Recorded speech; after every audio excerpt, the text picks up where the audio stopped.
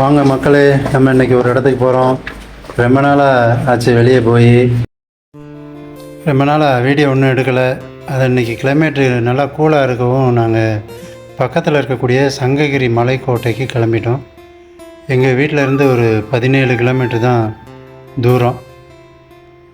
Road Salem main road, நல்லா மேடும் பள்ளமாக ஏற்ற இறக்கத்தோடு அது கேரளா மாதிரி இருந்தது. ஒரு வழியாக நாங்கள் 17 கிலோமீட்டர் ட்ராவல் பண்ணி சங்ககிரி மலைக்கோட்டைக்கு வந்தாச்சு. ஒருவித எதிர்பார்ப்புகளோடு நாங்கள் இந்த மலைக்கோட்டைக்கு வந்திருக்கிறோம். ஏன்னா இதுக்கு முன்னாடிலாம் இந்த மாதிரி ஒரு ஃபோர்ட்டு நாங்கள் பார்த்ததே கிடையாது. இங்கே வந்தவுடனே நம்மளை வரவேற்கிறதே விலங்குகள் தான். நிறைய குரங்கு இங்கே இருக்குது. குரங்குகளுக்கு நீங்கள் சாப்பாடு கொண்டு வந்தீங்கன்னா சாப்பாடு கொடுக்கலாம், அதுக்கு எந்த தடையும் இல்லை. என்ட்ரன்ஸில் போர்டு வச்சுருக்குறாங்க, எந்த டிக்கெட்டும் கிடையாது. ஃப்ரீ ஓப்பன் டிக்கெட் தான். நம்ம ஆடுக்கு உள்ளே போகலாம். வாங்க நம்ம போய் எக்ஸ்ப்ளோர் பண்ணலாம். மக்களே, இதுதான் மெயின் கேட்டு, அதாவது முதலாவது நுழைவு வாயில். ரொம்ப ஒரு பழமையான ஒரு கோட்டை. உண்மையிலே சொல்லப்போனால் நான் இந்த மாதிரியான ஒரு கோட்டையை மொத பார்க்குறேன். ரொம்ப பிரம்மாண்டமாக இருந்துச்சு. பெரிய பெரிய கற்களை வச்சு கட்டியிருக்கிறாங்க. அவங்களுடைய உழைப்பு, நேரம் இதெல்லாம் பார்க்க முடியுது. இதில் எவ்வளோ கஷ்டப்பட்டு உழைச்சிருப்பாங்கன்னு சொல்லி. அவ்வளோ பெரிய கோட்டைக்கு ஏன் கேட்டு இவ்வளோ சாதாரணமாக போட்டிருக்கீங்கன்னு நினச்சேன். ஒருவேளை அந்த கேட்டெல்லாம் பழசெல்லாம் போயிருக்கும் போல, புதுசாக ஏதோ கம்பி கேட்டு போட்டிருக்காங்க. உள்ளே அந்த என்ட்ரன்ஸே அமர்கலமாக இருந்துச்சு. நல்ல பாதுகாப்பு உணர்வு கிடைக்குது உள்ளே வந்த உடனே. இது முதல் நுழைவாயில். அடுத்ததாக நம்ம வர்றது 2வது நுழைவு வாயில். இது மாதிரி மொத்தம் 9 நுழைவு வாயில் இருக்குது. இதில் பார்த்தீங்கன்னா ஒவ்வொரு இதுலேயுமே இந்த மாதிரி எமர்ஜென்சி எக்ஸிட் கொடுத்துருக்குறாங்க. மெயின் கேட்டை அடைச்சி வச்சுட்டு இது வழியாக உள்ளே வர்ற மாதிரியான ஒரு செட்டப்பு. வாங்க நம்ம 2வது நுழைவாயிலை கடந்து போனோம்னா வரதராஜ பெருமாள் கோவில் இருக்கும். அது பக்கத்துலேயே பெரிய குளம் இருக்குது. மேலேருந்து வர்ற தண்ணி பூராமே இந்த குளத்தில் வந்து விழுகிற மாதிரியான ஒரு கால்வாய் செட்டப்பு ரெடி பண்ணியிருக்காங்க. நான் இது மாதிரியான ஒரு காட்சியை ஏற்கனவே பெரு நாட்டில் இருக்கக்கூடிய ஒரு மலையில் இருக்கக்கூடிய மலைவாசிகளுடைய வாசஸ்தலத்தில் பார்த்துருக்கிறேன். அதாவது மாயா இனத்தவருடைய அவங்களுடைய குடியிருப்புகளில் இந்த மாதிரியான ஒரு செட்டப் எனக்கு அதுதான் ஞாபகம் வந்துச்சு.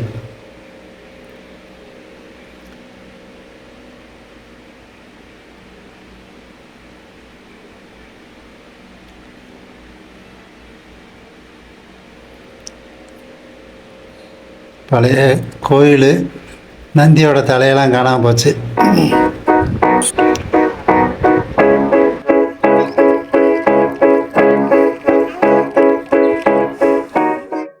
இதுதான் 3வது நுழைவாயில். இது பார்த்திங்கன்னா கொஞ்சம் பிரம்மாண்டமாக இருக்கும். ஆனால் நல்லா குழுன்னு இருந்துச்சு. பார்க்குறதுக்கு ரொம்ப அருமையாக இருந்துச்சு. நல்லா வெயில் நேரத்தில். இன்றைக்கி கிளைமேட் கொஞ்சம் கம்மி தான், ஆனால் சூப்பராக இருந்துச்சு. இந்த இடத்துக்கு வரும்போது எனக்கு ஒரு பைபிளில் ஒரு வார்த்தை ஞாபகத்துக்கு வருது. ஒரு சந்ததி வருது, ஒரு சந்ததி போகிறது, பூமியோ என்றென்றும் நிலைத்திருக்கிறதுன்னு அந்த வார்த்தை சொல்லுது. அது மாதிரி பல 100 வருடங்களுக்கு முன்னால் இதை கட்டினவங்களும் இல்லை, இதை ஆண்டு அனுபவித்தவங்களும் இல்லை. ஆனால் இந்த கோட்டை மட்டும் இன்னமும் இருக்குது. 3வது நுழைவு வாயிலை கடந்து மேலே ஏறினோன்னு ஒரு அருமையான வியூ பாயிண்ட் இருக்குது பாருங்கள். இங்கே மேலே இருந்து பார்த்தீங்கன்னா அந்த சங்ககிரி நகர் முழுவதையும் நம்மளால் பார்க்க முடியும். இது ஒருவேளை அந்த காலத்தில் கீழிருந்து வரக்கூடிய எதிரிகளை கண்காணிப்பதற்காக அவங்க வச்சுருக்கலாம். இப்போ நீங்கள் பார்க்குறது தான் வரதராஜ பெருமாள் கோவில். இது முழுவதும் மூடப்பட்டிருக்குது. டாப் முழுவதும் நல்ல அழகிய கலைநய வேலைப்பாடுகள் நிறைந்த தூண்கள் நிறைஞ்ச ஒரு கோவில் இது. ஆனால் இப்போ மூடியிருக்காங்க, உள்ளே போய் பார்க்க முடியல. ஆனால் வெளியில் இருக்கக்கூடிய அந்த கொடிமரம் ஒரே கல்லால் செய்யப்பட்ட இந்த தூண் சொல்லலாம், கொடிமரம்னு சொல்லலாம். ரொம்ப அருமையாக இருந்துச்சு வேலைப்பாடு.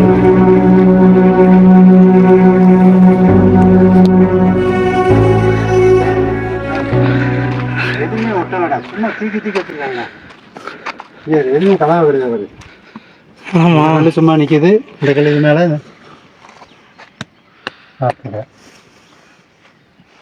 எப்போ நிற்கிதுவாங்க இதில்?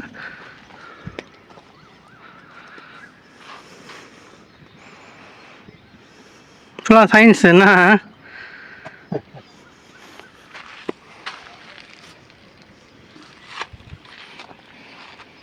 இந்த மூளையை கிராஸாக எப்படி கட் பண்ணி சேர்த்து வச்சுருக்காங்க. இந்த ஸ்கொயர் வரணும். இப்போ நிற்கிது பஸ்ஸில் மாதிரி என்ன, பஸ்ஸில் கேம் மாதிரி நிற்கிதெல்லாம். அதுக்கு மேலே இதாச்சு, இது மேலே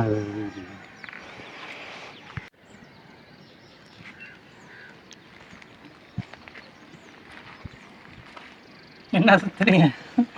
பந்திக்கு உட்காந்துட்டு மாதிரி உட்காந்துருக்கேன். சாப்பாடு கூட அப்படி சாப்பிட்றோம். வெயில் பயங்கரமாக இருக்குது. மண்டை உள்ள போய் மாற்றிக்க முடியாது. நிற்காருங்க.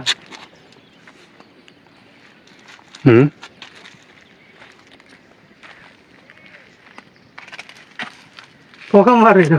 உள்ள பொந்து இருக்கு.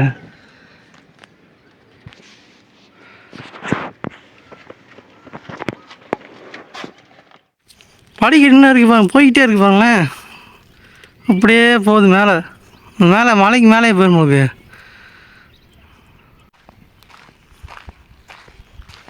இது மாதிரி வச்சுக்கோங்க. எதுவுமே இல்லை, நம்ம வரவங்க பேர் எழுதிட்டு போகணும் உங்களுக்கு. ரிஜிஸ்ட்ரேஷன் அவங்க பேர் எழுதிட்டு போகிறதுக்கு வச்சுக்காங்களோ பண்ணியிருக்காங்க. ஆமாம்,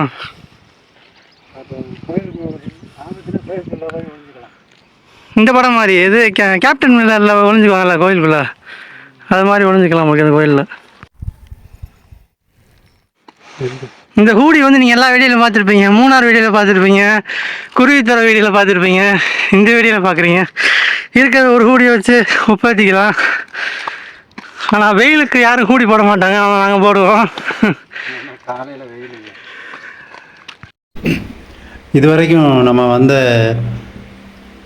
பாதை வந்து சமதளமாக இருந்துச்சு ஓரளவு. இப்போ தான் ரொம்ப ஏற்றங்களோட படிக்கட்டு நிறைந்த பாதையாக இருக்குது.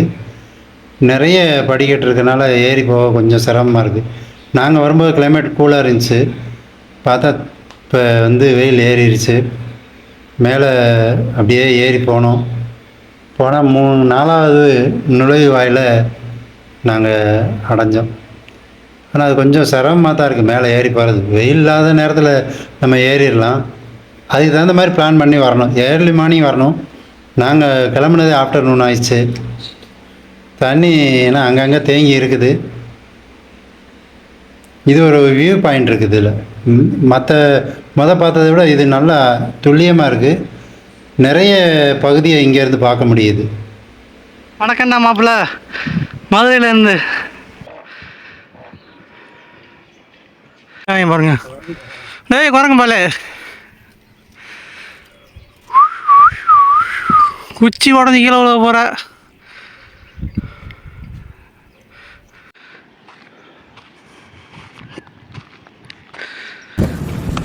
அந்த பக்கம் பாதாள கிணறு. இந்த இடம் இன்னைக்கு வியூ பாயிண்ட் மாதிரி இருக்குது. ஆனால் அந்த காலத்தில் இந்த இடத்துல போர் வீரர்கள் இருந்து கீழே இருந்து வரக்கூடிய எதிரிகளை ஆமாம் அம்பு வச்சு ஷூட் பண்ணுறது. முடியலைன்னா உட்கார்றா, யார் நிற்க சொன்னேன். இங்கே அப்புறம் தான் பண்ணிட்டு இருக்கேன். முடியல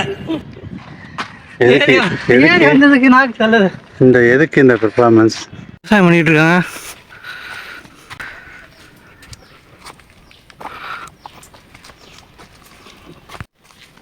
புரியல, அங்கேருந்து வர தண்ணி வந்து விழுந்துட்டு போறதுக்காண்டி. ஆமாம், இங்கே போய் நேரம் அங்கே அந்த குளம் இருக்குல்ல. ஆமாம், ஆடுறா எப்படி நான் கண்டுபிடிச்சிங்க டெக்னாலஜி அப்போ வேலை பார்த்துருக்கு.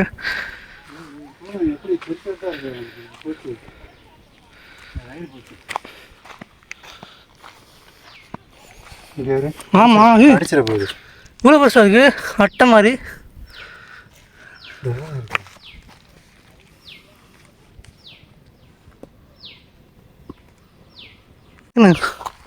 கொய்யா கொய்யா கொய்யா கொய்யான்னு கிடக்கு. புளிய மரத்துலேருந்து புளியங்காய் விழுந்த மாதிரி கிடக்கு பாருங்க புழு.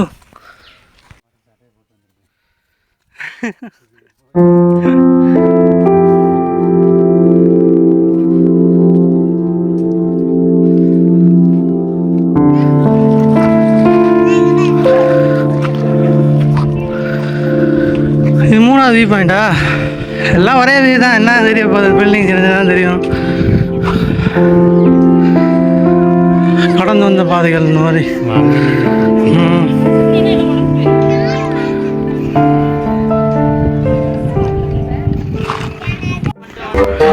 சபா இப்பவே கண்ணை கட்டுது.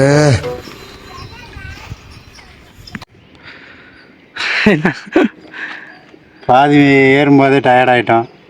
இந்த மேலே அவ்வளோ தூரம் பார்த்தாலே மயக்கம் வருது. போக முடியாது. தண்ணி இல்லை, சாப்பாடு இல்லை. என் தாய் கிழவி அப்போதே சொன்னாங்க தண்ணி எடுத்துக்கோ அதை எடுத்துக்கோன்னு. இருந்தாலும் அதை எடுத்துகிட்டு இருந்தாலும் ஃபோக்கஸ் ஆக மாட்டேது. அதை எடுத்துகிட்டு எப்படி மேலே ஏறி நடக்குது? ஆமாம், அதை எடுத்துகிட்டு நடக்க முடியாது. போதும் வந்த இவ்வளோ பார்த்தாச்சு. வியூ பாயிண்ட் பார்த்தாச்சு, பொட்டல் காடெல்லாம் பார்த்தாச்சு. குரங்கு நண்பர்களை பார்த்தோம். அவ்வளோதான், வீட்டுக்கு கிளம்புவோம். இந்த வீடியோ சேனலில் போடுறதுக்காண்டி எடுத்துருக்கேன். அதை மக்களே இப்போ நம்ம பாதியில் திரும்பி இறங்குறோம்.